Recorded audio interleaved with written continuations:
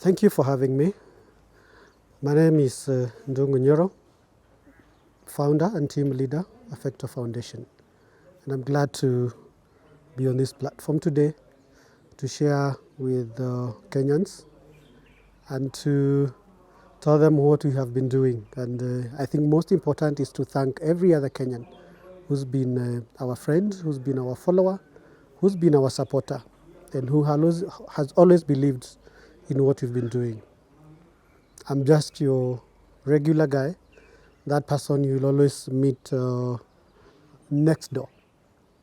I always say that I'm not different, but I thank God because He has given us a platform that Kenyans can always come together and find help.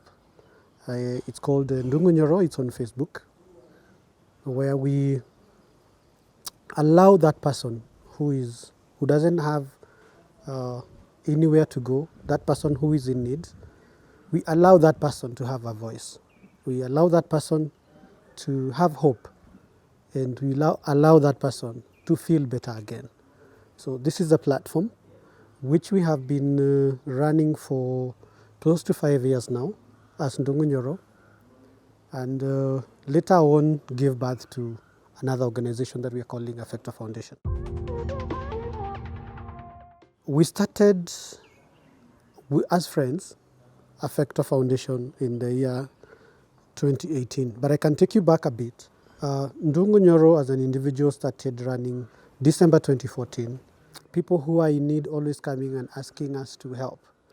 And we were able to do that, but it became a bit overwhelming, whereby we would get so many cases in a day, at an average of 40 to 50 cases, people asking for help, and it was extremely, difficult.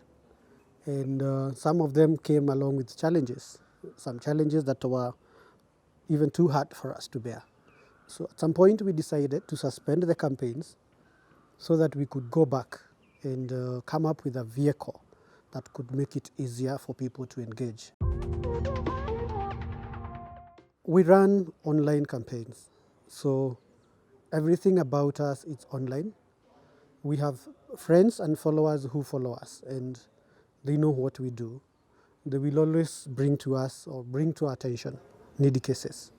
And these are the cases we evaluate and see who to help, or rather, which to pick. Sometimes very, very difficult because everybody is needy. But all the same, we usually say, we help where we can, and God will help us on the others. Generally, every other case that we have handled has brought a lot of relief to us, has brought a lot of joy to us, and they are all outstanding in their own ways.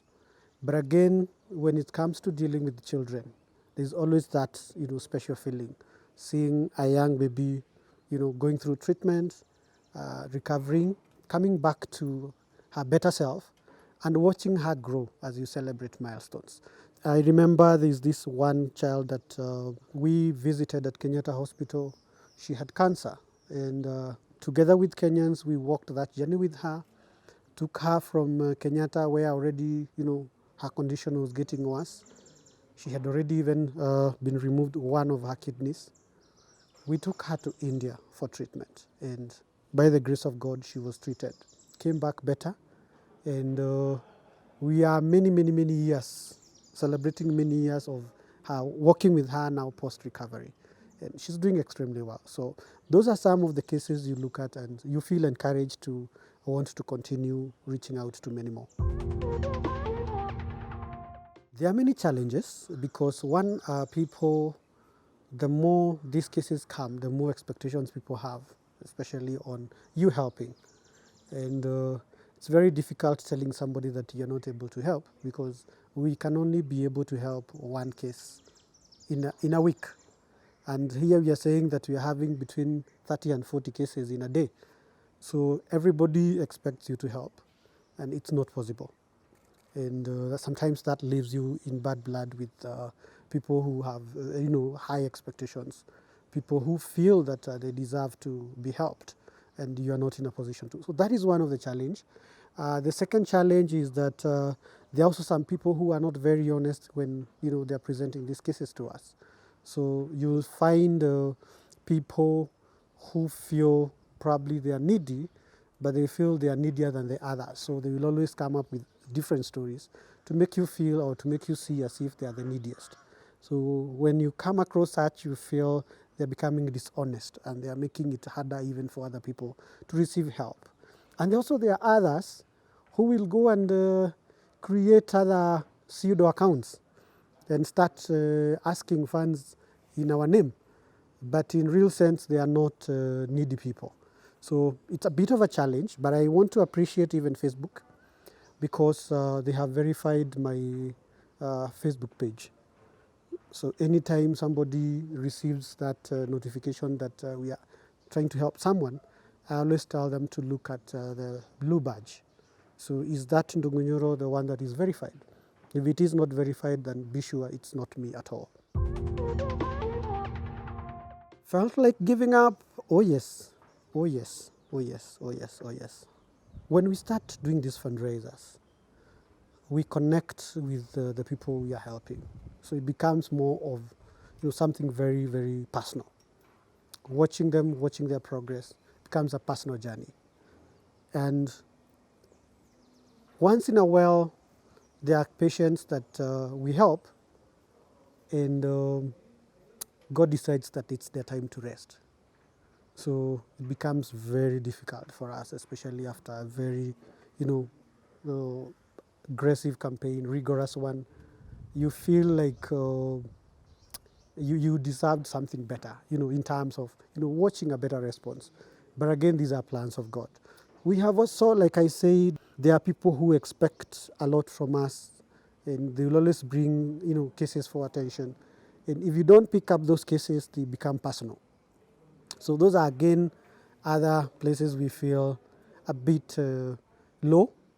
But all in all, we look into the positives and we encourage ourselves and we say that we just be that hummingbird in a very small way. That one person that you help, you say that we thank God and we look forward to helping one more just like that one. Social media is something people have been using for different reasons. There are some that use it for entertainment. There are some that use it for business. There are some that use it for information, just to pass information. There are some who even use it to ridicule others. And we felt we can use our platform to inspire hope to Kenyans. And when we talk about hope, it's not just people who are in need of financial support or people who are sick. There are people who just need hope by getting a job. There are people who need hope by getting a spouse. There are people who need hope by getting information, maybe on parenting, different things. So we thought, why not add value to the people who follow our platform? Why not give them what they need in terms of making them all-rounded people? And this is how we came up with different segments where we said Monday looks good for people to get jobs. So we came up with Jobs Monday. And this is where we ask people who are looking for jobs to share their, to express themselves and share what kind of a job they're looking for, what qualifications they have. And then at the same time, we also challenge the employers, those who have openings in their places of work, to come and share with us. So you'll always find the people sharing what they need, others telling what they have, and people get jobs. So again, that is gives us a lot of joy knowing that somebody is able now to feed or to support their family, courtesy of Jobs Monday.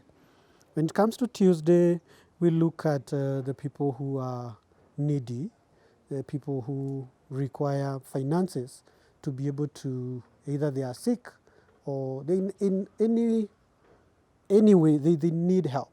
So we come together and say that with our little resources, in our small ways, we join hands together and we raise money and see how we can be able to help them step up from whatever challenge they are facing. And we have seen now people getting a lot of help there. We have seen people coming and participating in Giving Tuesdays and feel relieved to see the kind of transformation going on in people's lives. On Wednesday, we call it Window Wednesday. Window Wednesday is where somebody feels they need someone, but they're not able to get someone, either spouses, a wife or a husband. So we give that opportunity to people again to express themselves and say they are in need and what kind of a person they would be interested in. So people come, they engage, they talk. Of course, it's I think the most joyous day of my week because I'm able to go through very, very entertaining comments. But we have seen people who've managed to get, friends from there. So it's out of those friendships that we will be able to get, hopefully, husbands and wives. And I've gotten very good feedback from different people. And we hope probably in the coming year, we shall be asking people to attend Window Wednesday weddings, weddings that were born out of this Window Wednesday participation. On Thursday, we have Inspiration Thursday. Inspiration Thursday is a day set aside for people who have gone through serious challenges in life, but they have been able to pick up. They have been able to rise up again and become a source of inspiration to somebody. So we share their stories so that people can always see it's not always dark. There is always light at the end of the tunnel. And I think it's the most popular segment of the week because people are going through tough times. So when they come and read those stories, they feel encouraged to move ahead. Friday we have Soccer Friday. That again is for people it's a platform where we make it a marketplace. People, they come, small business, big business, people to showcase what they have. And from there, you'll get a potential client. And people have been able to make a lot of money out of it. Coming, looking, this is what I need, or this is what I'm selling, and a potential client will always come by and they will always, get into business. So again, that is one segment I'm very happy to see growing. It has been growing week after week. And hopefully in the coming weeks, we shall also start sharing testimonials of people who have benefited out of Soccer Friday. On Saturday, we make it a family Saturday where we talk mostly about issues to do with parenting, where we allow parents to share experiences on the challenges of parenting. If they have something that they are feeling in terms of when they are bringing up their children, we always bring them together. If there are issues that parents would be worried, when dealing with their children, they bring them forth and people discuss together and we see how we can become better parents. Sunday, it's a day for us to be in church. We share, scriptures. We share things that would encourage us as Christians. We share sermons. People share what they learned in their church. So through that learning, it becomes even like a common church, common online church. It's you feel like even the person who didn't go to church, you feel like you're already the richest because you've been able to share from different churches. But Sunday afternoon, we give that opportunity to farmers. So we call it Farmers Parade Sunday. We give that opportunity to farmers to showcase what they have because again, Sunday afternoon is a good opportunity for people to restock what they have in the house. So if you needed oranges and somebody has shared that they are selling oranges, you can easily be able to go and order, or you can even, go and visit the farm. If somebody says that I'm selling cabbages and this is my farm, you can, see where you can be getting stocks for your own family. So yeah, it's been a good exercise and so far so good. I don't do alone. I used to do this alone, but again, this can be quite overwhelming. Again, because I also have some personal responsibilities. I'm a family man, and I need to provide for my family. So what I do is that I now have a team of people that we work closely together. people who would help, moderate the comments, so that everybody be able to be at par with each other. It's one platform that I try to protect in terms of every person, even the vulnerable, feel free to come and express themselves. So we try to make sure that we do not have bullies within that platform. So I must have some moderators to check on what is going on. And I have a team of other 2 people that we work closely together with. Recently, we have seen people using social media negatively. How can you, especially young people, how can you advise young people who are not using social media? They're just there using it, maybe insulting each other. How can you help them maybe to use it positively, or how can they use it positively? There are people who use social media in a very negative way, in a way that it does more harm to others. We have heard of people who have, even committed suicide out of online bullying. So there are people who find joy in doing that. But I will tell you, at the end of it all, it doesn't add value to you as a person. It doesn't make you a better person. Why not use social media in a way that every time you are on your own, you feel proud of yourself. You feel that you have made a difference, because there's a reason as to why God gave us life. So the reason why God gave you life, the reason why God gave me life, is to make this world a better one for the people that we live with, the people that has given us. So why not use that opportunity that He has given you to make it a better world for yourself, to make it a better world for others? And if you don't want to make it for others, why not make it for yourself? If you cannot help somebody else, why not use it for business? Instead of insulting, why not add value to yourself, so that even your own children, they can be proud to have you as a father, they can be proud to have you as a mother, when they see the kind of a thing that you are doing. So it's not something that you would want to be ashamed of, years later. Be that person that you would want to see in another person. Life lessons. That's a challenging one, but I can say what I have learned, the greatest joy is not in acquiring so much wealth. The greatest joy is in giving so much of it. So the more you give, the more happier you become, the more satisfied you become. And there is nothing greater than that inner personal satisfaction. So I would challenge everybody.